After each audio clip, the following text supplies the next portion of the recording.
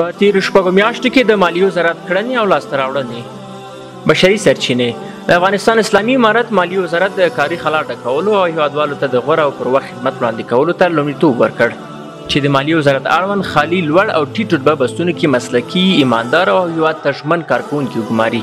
چې له نیکه مرغه اوس د مالیې وزارت په عایداتي برخو کې د فساد کچه صفر ته راټیټه شوې او ملي عواید د واحد حساب له لارې بیت المال ته راټولیږي او په مصرف رسیږي. د ادارې پراختیا برخه د بشري سرچینو ریاست د ادارې پراختیا امریت په خپلو مسلکي کړنو وکولی شول چې د 1401 هجري لمریز کال د تشکیلاتي جوړښت طرحې او د وزارت اړوند ریاستونو شته اړتیاو ته په کتو د تشکیل کمیټې له لوري ترتیب او تنظیم کړي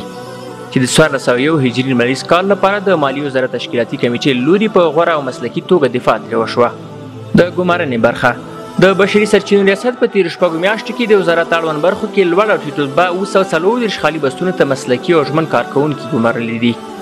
او 241 لوړ او ټیټ رتبه کارکوونکي د اداري ضرورت پر بنسټ تغییر او تبدیل کړي دي. د متخصصو کارکوونکو یا انټي د ګمارنې برخه بشري سرچینو ریاست وکولی شول چې د متخصصو یا انټي 150 کارکوونکو معاشونه د انټي معاشاتو د نوې طرحې پر اساس معیاري کړي. له مرکې وروسته د 100 تنو نویو کارکوونکو ګمارنه او د 200 تنو بالمقطع کارکوونکو معاشونه د نویو مقرریو له نورو سره برابر کړي. د اسنادو ارزونې سوانح او حاضرۍ برخه د 680 تنو نویو ګمارل شویو کارکوونکو د سوانح دفتر ترتیبول، د 100 تنو هغه کارکوونکو تقاعد کول چې قانونا تقاعد ته برابر ول، د 240 تنو کارکوونکو د حاضرۍ سیستم برېښنایي کول، د مالیې وزارت اړوند د نویو ګمارل شویو کارکوونکو د برېښنایي حاضرۍ چمتو کول او همدارنګه په مرکز او ولایتو کې نویو ګمارل شویو کارکوونکو ته د هویت ځانګړي کارت چاپ او توزیع کول.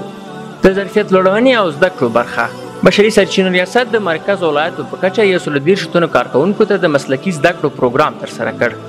122 تنو ته مدیریتي زده کړې ورکړې او 25 تنې د ماسترۍ زده کړو په موخه مرکزي اسیا هیوادونو ته وروپېژندل. د یادونې وړ ده چې مالیې وزارت خپلو ستراتیژیکو موخو ته د رسېدو لپاره د بشري سرچینو ریاست ژمن دی چې راتلونکي کې د یاد وزارت اړوند خالي بستونو ته مسلکي او وړ کسان وګماري. د یو سوکاله او ځان باسیا افغانستان په لور.